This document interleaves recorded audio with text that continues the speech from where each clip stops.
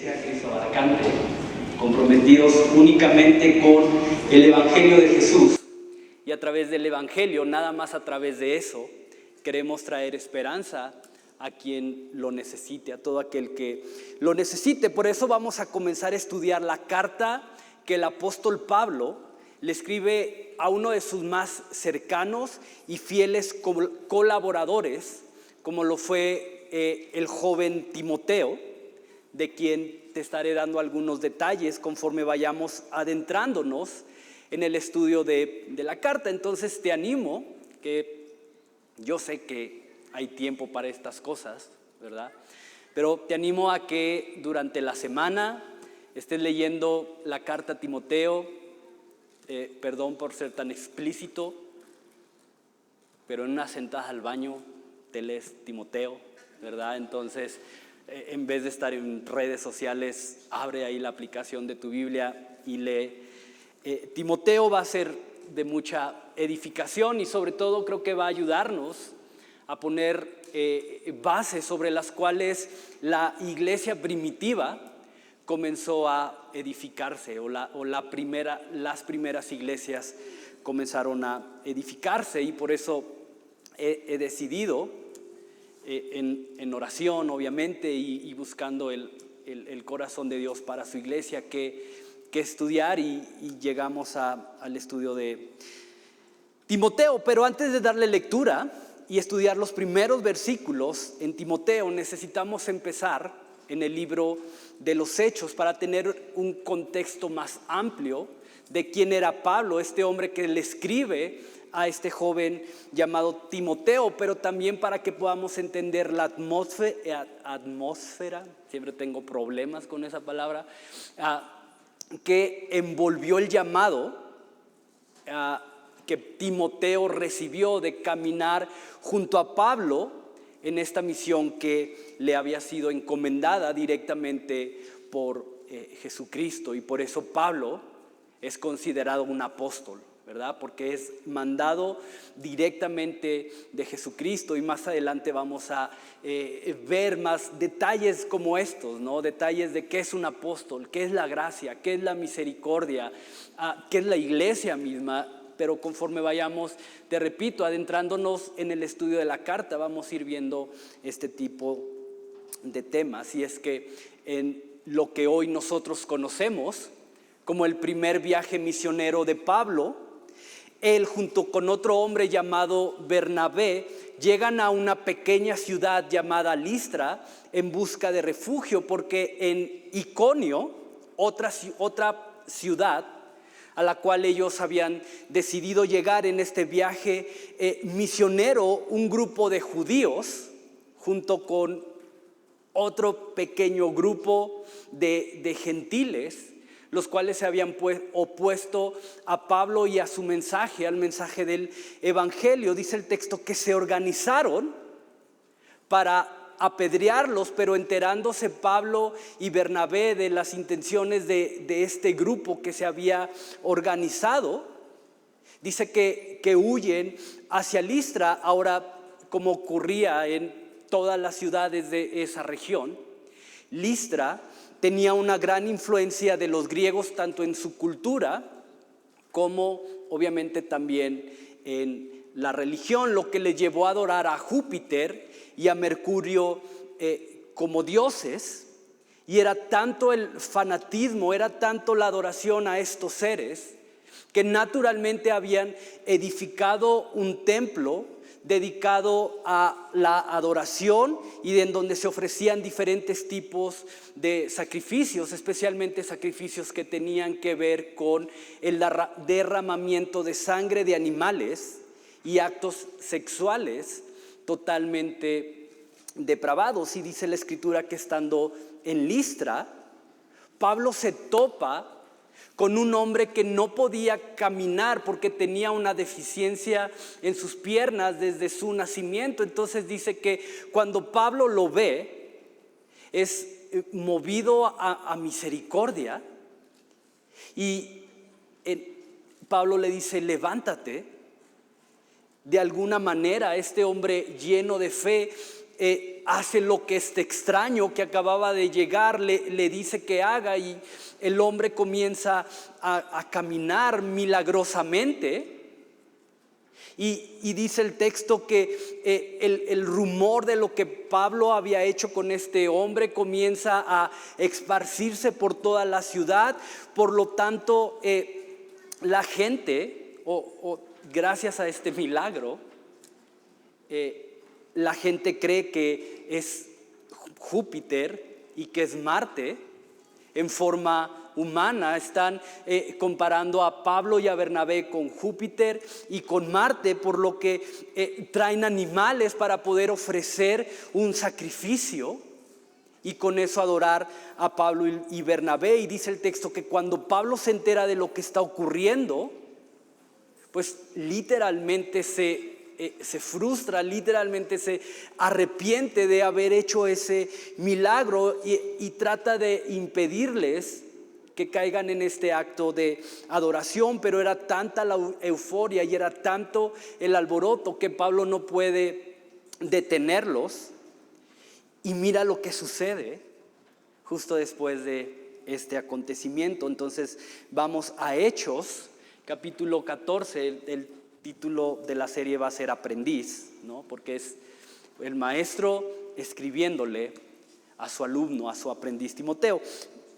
Pero vamos a Hechos 14, 19 al 23.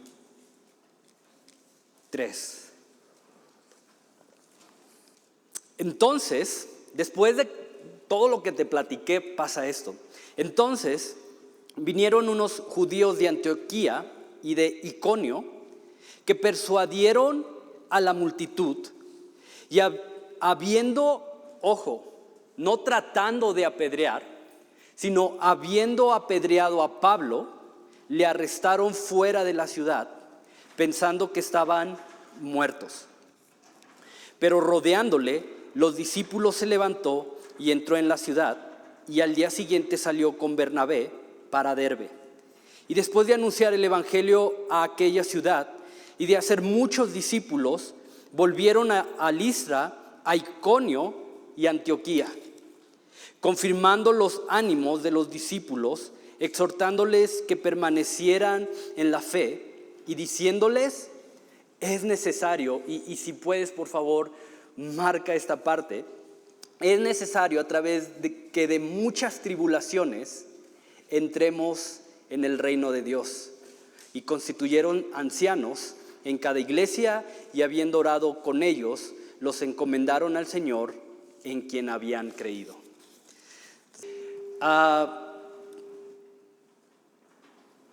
Si algo realmente caracterizó la vida del apóstol Pablo, y desde luego validó su ministerio, después de haber tenido un encuentro con Jesús, fue el haberle dado vida a las palabras que él mismo les anunció a los discípulos que estaban en Listra. Pablo le dice a los discípulos que están en Listra: es necesario que a través de muchas tribulaciones entremos en el reino de Dios.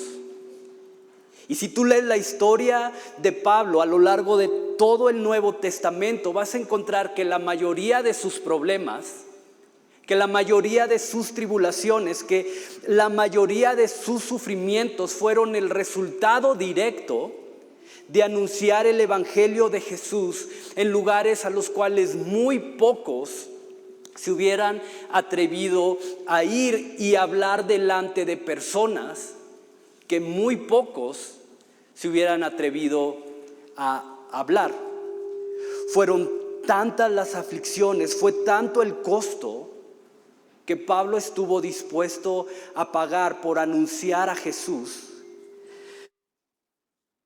que en la carta que le escribe a los Gálatas les dice: si alguno tiene algo que reclamarme, si alguno tiene algo de qué acusarme, o si alguien pretende acusarme de algo, les invito a que vengan y vean las marcas, las cicatrices que llevo sobre mi cuerpo, sobre mi espalda, sobre mis brazos, sobre mi cabeza, por causa de anunciar el nombre de Jesús. Si tú lees segunda a los Corintios, vas a encontrar toda una lista de sucesos que Pablo enlista de lo que había sufrido, de lo que había experimentado justamente por anunciar el evangelio de Jesús. No sé si me da risa, pero algo que conmueve mi corazón cada vez que lo leo es que Pablo va en un barco va a Roma en un barco y dice que se enfrentan a una tormenta, el barco naufraga, llegan a una isla, están alrededor de una fogata buscando calentarse un poco, y en lugar de que Dios diga, ok, ya Pablo, necesitas un poco de descanso. En lugar de eso, dice la Escritura que Pablo está buscando un poco de leña y le muerde una serpiente. Y yo digo, ¿por qué, Dios? Es Pablo, el hombre sobre el cual has depositado gran parte de lo que es ir y anunciar el evangelio. ¿Por qué no le haces un poquito la tarea más sencilla? Entonces dice Pablo, si alguien tiene de qué acusarme, si alguien tiene que venir, si alguien quiere venir y reclamarme por lo que he hecho, vea las cicatrices que llevo a causa de esto. Y no está hablando de cicatrices figurativas o en un sentido figurativo, está hablando de un cuerpo realmente marcado por heridas, por golpes. Es curioso, luego veo a niños aquí. ¿Y qué te pasó aquí? Es que me pegaron con un palo, ¿verdad? Y no sé si te has fijado, pero donde te descalabras no te crece el pelo, ¿no? Ya tienes ahí el hueco sin cabello. ¿Cómo se vería la cabeza de Pablo, después de haber sido apedreado en esta ocasión? Porque no eran piedritas las que se aventaban. Ahora quiero que medites en esto, porque de acuerdo al texto, Pablo junto con Bernabé son apedreados en Listra, y dice el texto que al día siguiente se van a otra ciudad llamada Derbe, donde a pesar de todo pasan un tiempo hablando de Jesús y haciendo discípulos, y después de eso, después de estar un tiempo en Derbe, regresan nuevamente a Listra, al lugar a donde fueron apedreados, para seguir predicando y para seguir animando a los discípulos que se habían quedado ahí. Y la pregunta es, ¿quién hace eso? ¿Quién tiene el valor? ¿Quién tiene el ánimo? ¿Quién tiene las fuerzas para regresar a un lugar en donde un grupo de gente literalmente se levantó, se organizó para apedrearlos? O más allá de quién, creo que la pregunta correcta es ¿por qué? ¿Por qué regresar a ese lugar? Y no nada más a Listra, dice que regresaron a Antioquía y a Iconio. Los lugares donde la gente venía para apedrear a Pablo. Y quiero que veas lo profundo de esto, porque teólogos coinciden que de acuerdo a la tradición, la lapidación, que fue lo que Pablo y Bernabé experimentaron en esa ocasión, la lapidación no se detenía hasta que se dejaran de ver evidencias claras de vida en la persona que estaba siendo apedreada.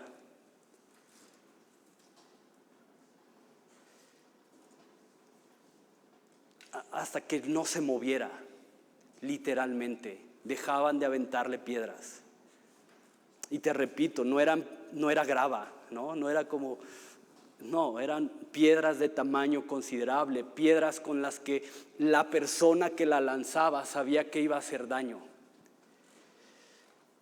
Entonces teólogos sostienen la idea de que tanto Pablo como Bernabé murieron ese día apedreados, pero también ese mismo día Dios les resucitó y les mostró que a pesar de todo lo que pudieran llegar a encontrarse en su camino, su vida estaba en el hueco de la mano del Dios que los había llamado.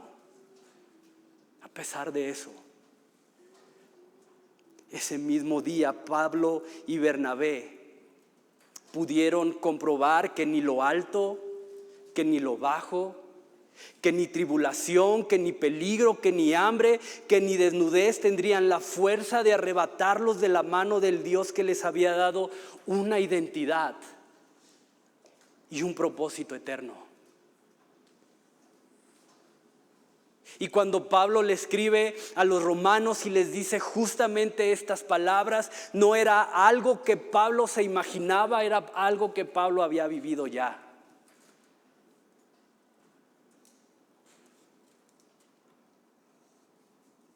Y sabes eso que hoy para nosotros o que para otros pudiera llegar a ser un motivo para huir. Esas marcas en la piel de Pablo, esa tribulación que Pablo experimentó y que quizá para muchos pudiera significar el considerar renunciar a la fe o dudar del amor y del cuidado de Dios, para Pablo eran una muestra y un recordatorio de la gracia y de la misericordia de Dios envolviendo su vida. Y es que la fidelidad de Dios no se muestra cuando somos librados de las aflicciones que este mundo nos ofrece. Es que su fidelidad se manifiesta cuando a pesar de todo somos fortalecidos y somos capacitados por medio del Espíritu Santo para poder renunciar a nuestros propios planes. La fidelidad de Dios se muestra cuando a través del Espíritu Santo tenemos la capacidad de renunciar a nuestra propia voluntad y así poder aferrarnos a su voluntad. La fidelidad de Dios se manifiesta cuando en medio de la tormenta las palabras de Jesús se convierten en nuestras palabras también. Padre, que no se haga lo que yo quiero, que no se haga mi voluntad, sino la tuya. Y sobre las heridas, sobre los golpes, sobre las marcas en la piel de Pablo, él pudo caminar hasta el final en esa voluntad que, como Pablo mismo lo describe, siempre es buena y es perfecta. Quizá no a nuestros ojos, pero sí a los ojos de Dios. Y es donde tenemos que tener nuestra confianza. Que quizá lo que para nosotros hoy no tiene sentido en los planes de Dios es lo que va a abrir la puerta para algo mucho más grande, para algo que hoy ni siquiera podemos ver o imaginar. Y sabes, muchas veces las heridas que a lo largo de la vida han marcado quizá no nuestra piel, pero sí nuestro corazón, hoy deberían de ser un testimonio para nosotros mismos de la profunda necesidad que tenemos de esa gracia y de esa misericordia que solo podemos encontrar en Jesús. Esas heridas que en el pasado han marcado nuestro corazón, ese desprecio con el que quizá fuiste tratado y que te lastimó, ese dolor de separarte de alguien que a lo mejor amabas, de perder por enfermedad, por muerte, esa indiferencia ante una necesidad y que te lastimó, el haber sido abandonado o abandonada. Todo eso hoy puede encontrar alivio y consuelo, no porque las cosas sean diferentes, o porque, como lo hemos dicho antes, porque a partir de hoy, cuando tú nunca vas a escuchar, al menos de mi boca, decirte que si sigues a Jesús, tu vida va a ser más fácil. No, sería una locura, sería una incongruencia decirte eso. Y no porque a Dios le gusta vernos sufrir, esa no es la razón. La razón es que vivimos en un mundo caído. La razón es que vivimos en un mundo que, como Pablo mismo lo describe en Romanos, es un mundo que gime por la manifestación de los hijos de Dios y de Jesucristo. Entonces, mientras estemos de este lado de la eternidad, creas en Dios o no, va a haber aflicción, va a haber sufrimiento, va a haber pérdida. Pero esas cosas el día de hoy pueden encontrar alivio y consuelo, porque como el mismo Pablo lo dice, nuestra vida está escondida bajo la sombra del Dios en el cual tú y yo podemos encontrar toda consolación, toda. Y cuando nos exponemos a Jesús, no hay dolor que verdaderamente no pueda ser restaurado. Y si tú has decidido entregar tu vida a Jesús, tienes que saber que has decidido seguir al Dios que, tomando forma de siervo, se humilló y, despojado de su divinidad, se convirtió en aquel que no nada más llevó sobre sus hombros, como cantábamos ahorita, nuestra culpa y nuestra transgresión, también llevó sobre sus hombros el título de varón de dolores. El Dios encarnado que decidió hacerse experto en los sufrimientos más profundos. Y sabes, si Jesús no evitó pasar por el tormento de la cruz, entonces tampoco debería de sorprendernos por los lugares y por las circunstancias por las que en ocasiones Él va a decidir que tenemos que pasar. Porque como Pablo les anuncia a los discípulos de Listra, es necesario que a través de muchas tribulaciones entremos en el reino de Dios. Y quiero que veas lo que el mismo Pablo nos enseña sobre esto. Ve al libro de Segunda de Corintios, por favor. Segunda de Corintios capítulo 1, versículos del 3 al 7. Segunda de Corintios 1, del 3 al 7. Y pon mucha atención a lo que Pablo dice aquí. Bendito sea el Dios y Padre de nuestro Señor Jesucristo, Padre de misericordias y Dios de poquita consolación. ¿Dice eso? No, dice Dios de toda consolación, en el cual nos consuela en todas nuestras tribulaciones, para que podamos también nosotros consolar a los que están en cualquier tribulación, por medio de la consolación con que nosotros somos consolados por Dios. ¿Te das cuenta?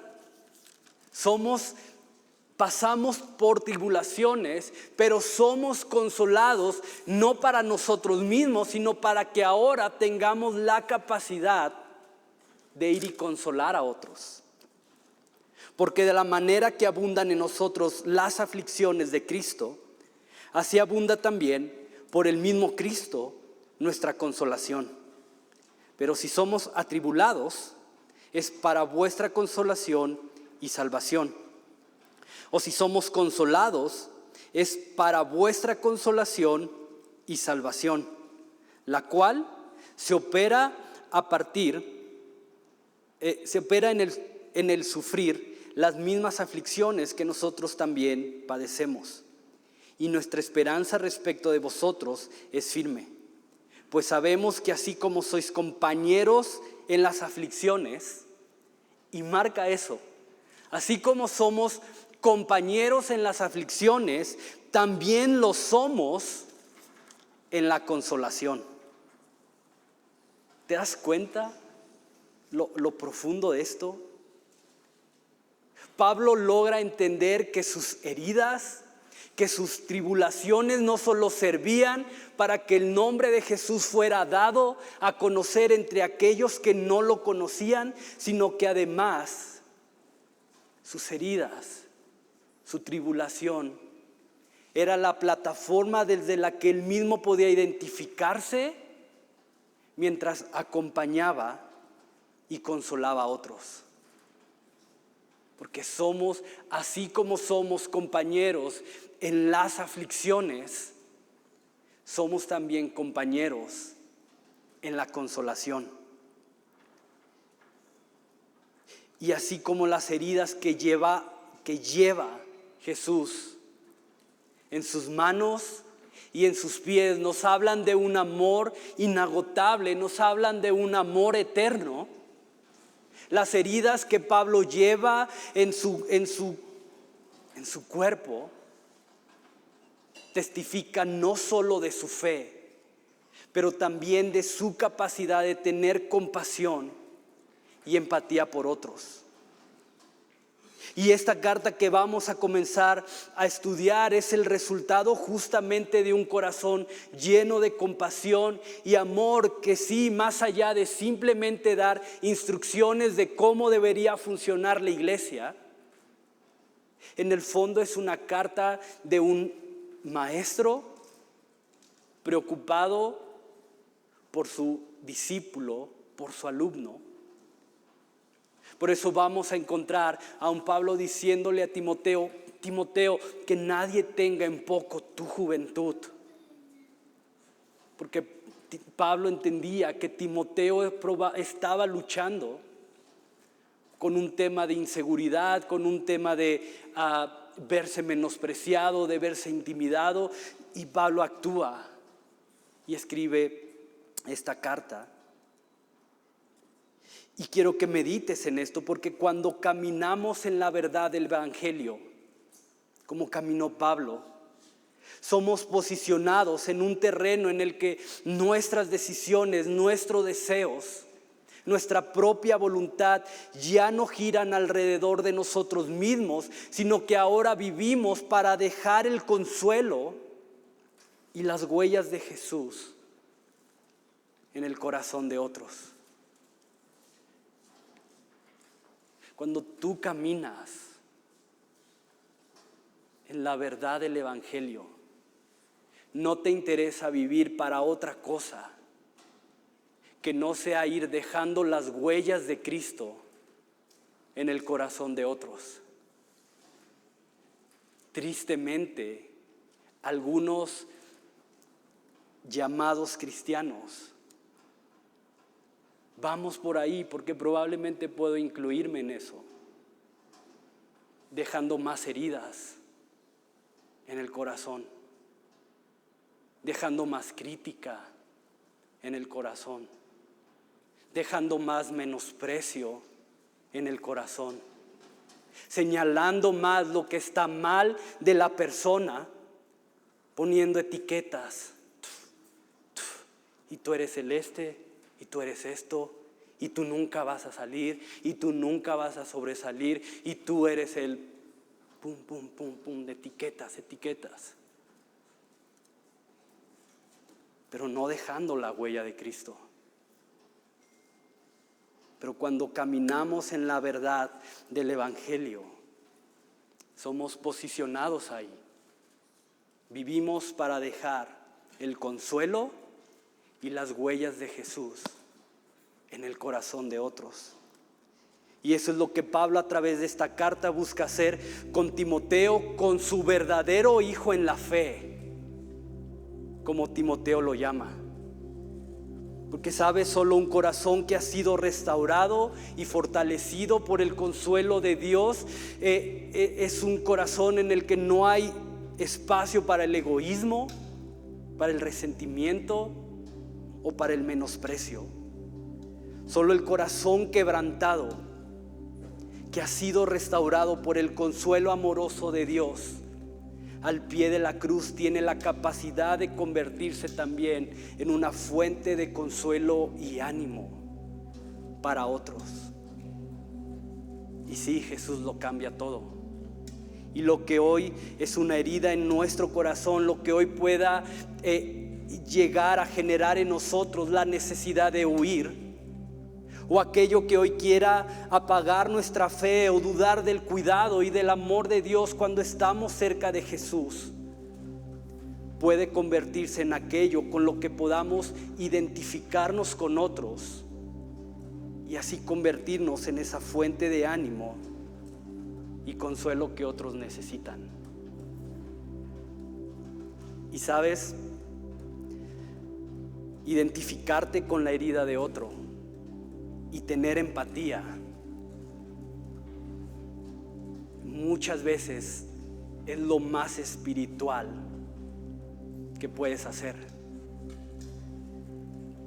Identificarte con la herida de otro y tener empatía es algo que solo podemos hacer cuando nuestro corazón verdaderamente habita en el consuelo de Dios.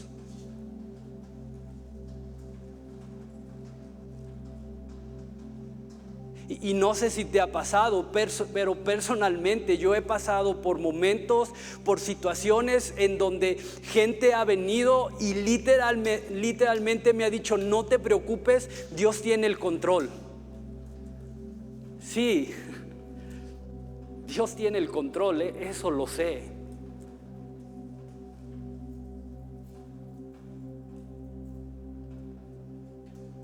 Pero he sido más consolado cuando en momentos así alguien ha venido conmigo y me ha dicho: ¿cómo puedo orar por ti? ¿No quieres ir a la casa, tomarte una taza de café y platicamos esto que estás viviendo? Ahí es donde Pablo dice: así como somos verdaderamente compañeros de tribulación, lo somos en la consolación.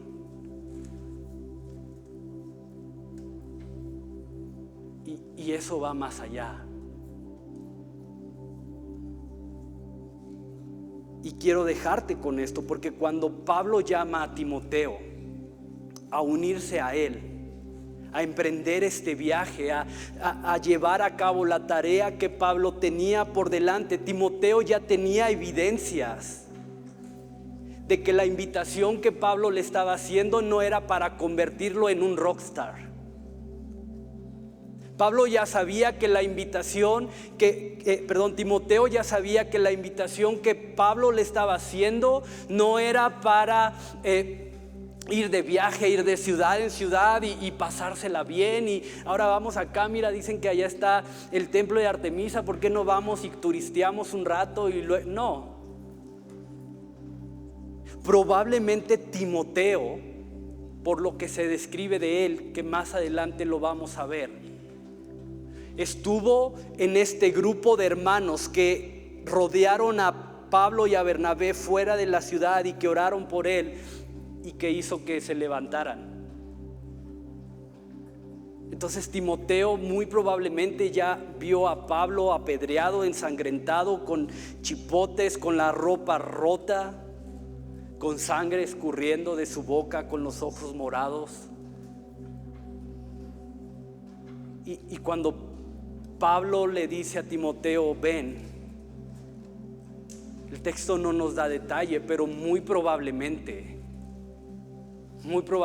en Timoteo hay un presentimiento de que no va a regresar a casa. O quién sabe cómo iba a regresar si regresaba a casa.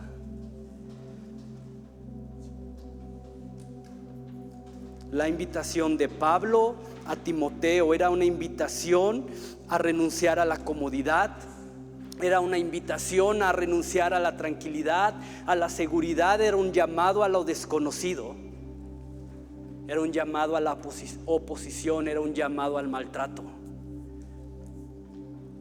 Y tienes que saber esto, pero mientras más cerca caminas de Jesús, mayor es la fe que se requiere. Déjame repetirte eso, entre más cerca caminas de Jesús, vas a requerir más fe. Mientras más confías en Él, más tienes que estar dispuesto a sufrir con Él.